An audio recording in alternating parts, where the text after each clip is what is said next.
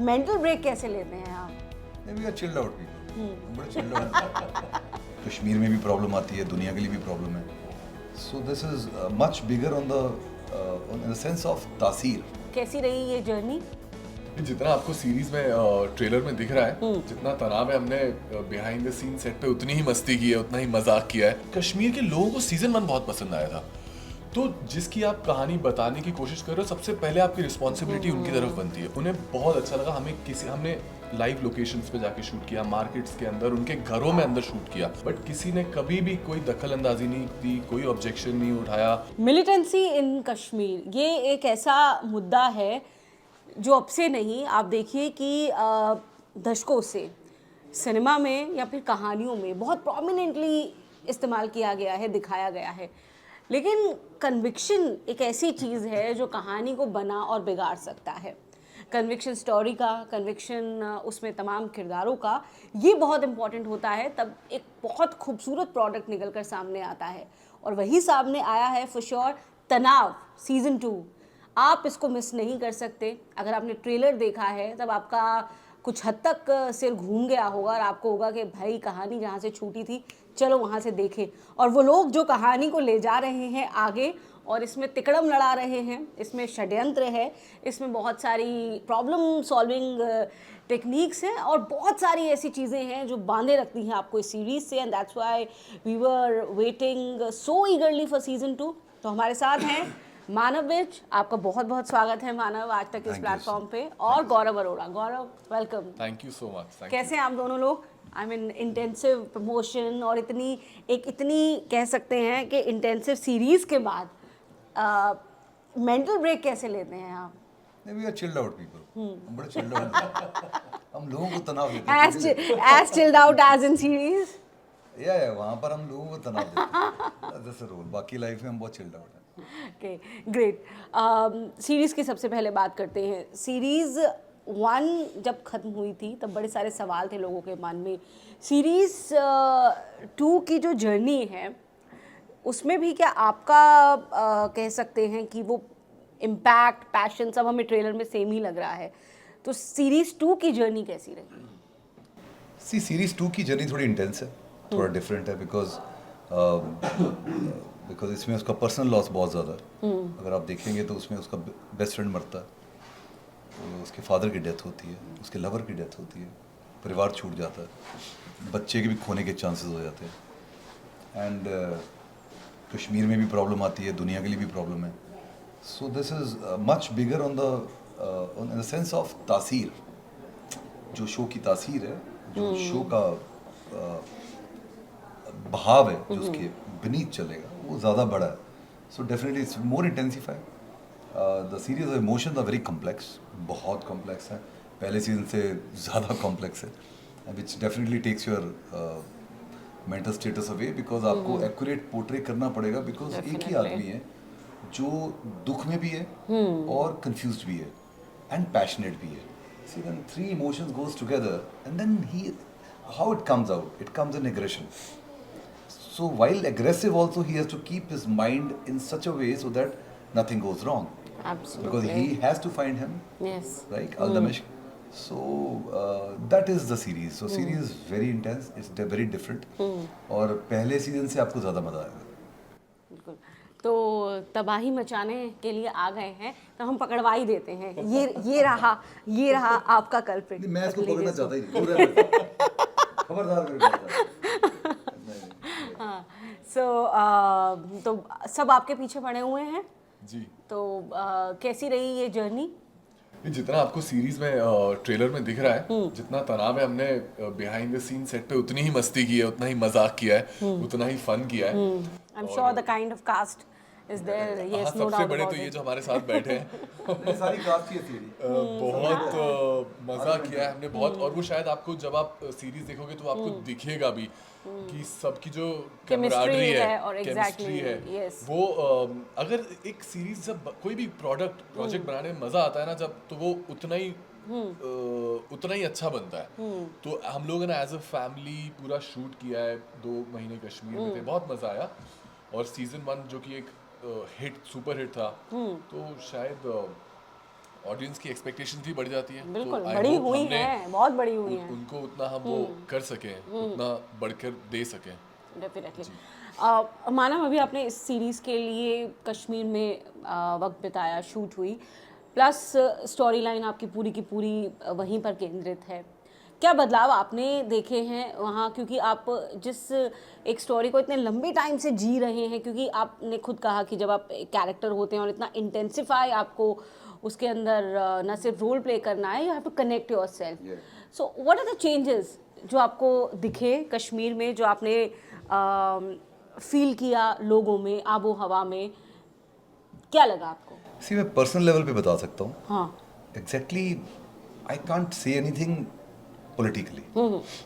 For example, जब मैंने show शुरू किया था तनाव वन, तो मैंने काफ़ी सारी बुक्स पढ़ी थी, because I wanted to know what happened. Yes. हमने जो देखा है, जो सुना, वो आपके चैनल्स पे देखा है, लेकिन I wanted to know what writers has to say about that place. और किस हद तक मेरे फादर को भी बहुत नॉलेज है, तो उनसे भी सुना, किताबें पढ़ी। जब मैं पहली बार गया वहाँ पर, तो it was the most militarized zone in the world मेरे हिसाब से, बिकॉज आप देखो कि definitely they want control on it, और वट एवर इट इज़, क्या रीज़न हो सकते हैं वो तो सरकार जानती है, बट कुछ हुआ नहीं। But I can see that there was so much in the air. पर जब मैं तनाव 2 शूट करने गया हूँ, इट वाज मोर रिलैक्स्ड, लोग ज़्यादा खुश नज़र आ रहे थे, उनके बिजनेस अच्छे चल रहे थे, टूरिज्म बहुत डेवलप कर गया, एंड लोगों ने श्रीनगर और कश्मीर बहुत एक्सप्लोर करना शुरू कर दिया, जिसके लिए मैं बहुत खुश हूँ। देखो, हो सकती है प्रॉब्लम्स हो, वो निजी होती हैं, वो कहीं ना कहीं वो सॉल्व होनी चाहिए, बट मोर देन दैट वहाँ के लोगों को तकलीफ नहीं होनी चाहिए, कोई ऐसा रास्ता निकलना चाहिए, उनके बिजनेस नहीं बंद होने चाहिए। Definitely. जो आदमी 24 घंटे मेहनत कर रहा है, 12 घंटे मेहनत कर रहा है अपने परिवार के लिए, उसका मेहनताना परफेक्ट होना चाहिए, so that he can by that luxury for his kids और एजुकेशन फॉर द किड्स। वो बदलाव मैंने देखा, आई कैन सी। और अगर आप देखो, मैं वहाँ रहता नहीं हूँ, सो मेरे को बहुत ज़्यादा हक नहीं उसके बारे में बात करने का, क्योंकि I am not facing everything first hand. अगर मैं शूटिंग करने जा रहा हूँ तो अंडर प्रोटेक्शन जा रहा हूँ, सो बहुत सारी चीज़ें, we are pampered, we are ill pampered as an actor. But मैं आपको पर्सनली बता रहा हूँ, जो वाइब की बात है, vibe has changed a lot. People are happy that tourism is मोर।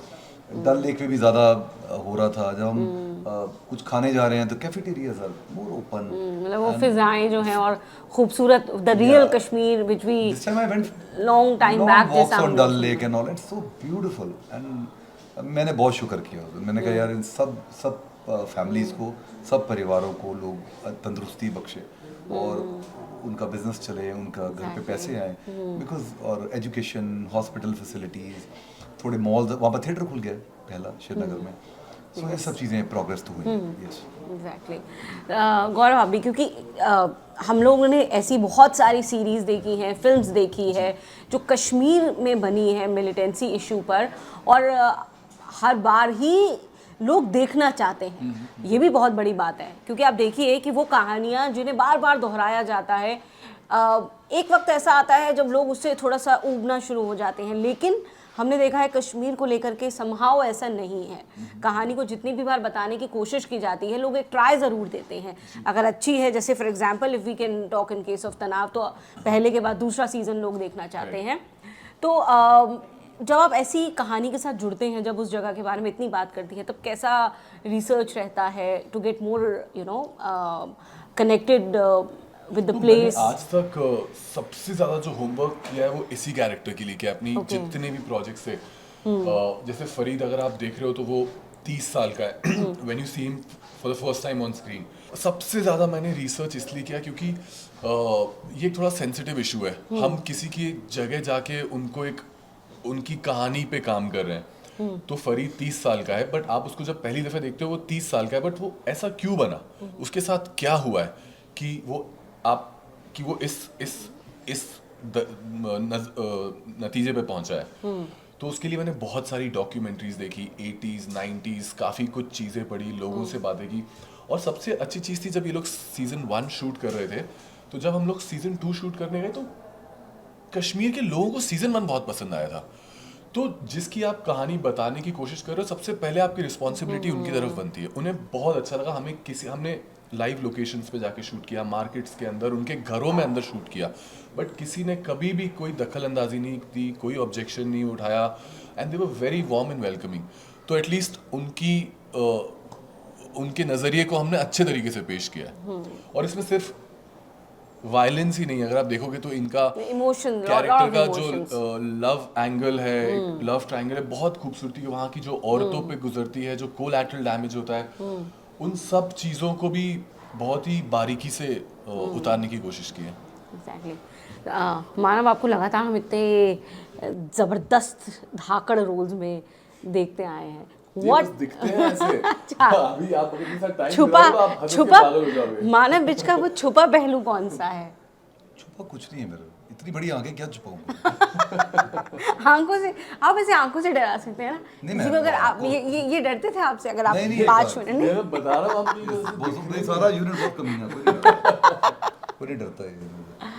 ये तो बस मतलब मेरे को मिसयूज करते हैं और कुछ नहीं है। हाँ, नहीं सीरियसली सही है रही है। Looks are deceptive, goes to Manav Vij. मैं जो आपको कह रहा था ना कि पूरी एक फैमिली की तरह थी, वो उन सबको होल्ड करके यही रखते थे। And I would say that मैंने आज तक जितने भी लोग देखे ना, he is a man with heart. मतलब ये सब और इनका सबको साथ में रखने में बहुत पैसे खर्चे होते हैं। और ये ऐसे नहीं, मेरा दिमाग बहुत खर्च कर, ये लड़ पड़ते हैं आपस में, फिर मुझे इनको इकट्ठा रखना है, फिर एक को गाड़ी में लेके जाऊंगा, तो मेरा you don't know, I am not just acting. जो मैं आपको जो कह रहा हूँ ना, ये जो लुक्स है, ये दाढ़ी और ये इंटेंसिटी, ये सिर्फ ऊपर से है। ये जो एक्टिंग देख रहे हो पास्ट टाइम है मेरा, बाकी इनको संभालना मेन काम है। That's great. मानव, अभी ये मैंने जो तुमको बोला कि एक्टिंग में जो कास्टिंग में नाम चले, दाई अम्मा में नाम चले। ले आ रहे हो बेटा, ले आओ। अच्छा, मानव, ओटीटी का दौर अगर हम देखें, इसने बड़ी सारी चीज़ें बदली हैं, परसेप्शन बदला है स्टोरी का। अभी लोगों के पास ढेर सारे ऑप्शन है, दे जस्ट क्लिक अवे, और इसलिए कहानी को रिलेवेंट तरीके से कहना, मोर रिलेटेबिलिटी वाला फैक्टर ध्यान में रखना, ये बहुत बड़ा एक चैलेंज हो चुका है। एट द सेम टाइम हमें शानदार एक्टर्स मिल रहे हैं, एक बहुत बड़ी खेप है मुझे लगता है बेहतरीन एक्टर्स की, जो हमें पोस्ट कोविड स्पेशली ओटीटी से मिली है। Yes, so how you take this as an opportunity as well as a challenge, क्योंकि अभी लोगों के पास वैरायटी बहुत है कंटेंट को लेकर, स्टोरीज को लेकर के। एज अ पर्सन मुझे बदलाव बहुत पसंद है, वो चैलेंज करता है आपको, डेफिनेटली। पहली चीज़। सेकंड, जो हो रहा है उसे होना ही है, ठीक है, आप होनी को नहीं रोक सकते। बेसिकली अनहोनी वर्ड ही नहीं है, अकॉर्डिंग टू महाराज है ही नहीं, अनहोनी वर्ड हमेशा होनी होती है। अगर गलत भी हो रहा है तो होना ही होता है। I can understand how is it true, Dayamma. So saintly, at peace. So what I'm saying is कि ये ना Very nice, very nice. Yes, it's very important for you to take the challenge जो change लेके आ रहा है। definitely. आएगा change. कभी एक टाइम पे था रेडियो चलता था, फिर उसके बाद वो चित्रहार चलता था, केबल केम उससे सब चेंज कर दिया, सीरियल्स आए उनके सब चेंज कर दिया, अब ओटीटी आया उसने सब चेंज किया, अब रील्स आ गई, लोगों 15 सेकंड में उनका मन भर जाता है। Yes. They have the power to swipe, touch किसी को नहीं पता था, but we survive. Creativity always survives, चाहे वो बंद कमरे में देखो, चाहे धूप में बैठ के आईपैड में देखो। If you are good, the soul is correct, it will survive, because no matter what, nothing can be bigger than the soul. If you आपने दिल से किया है, लोग देखेंगे।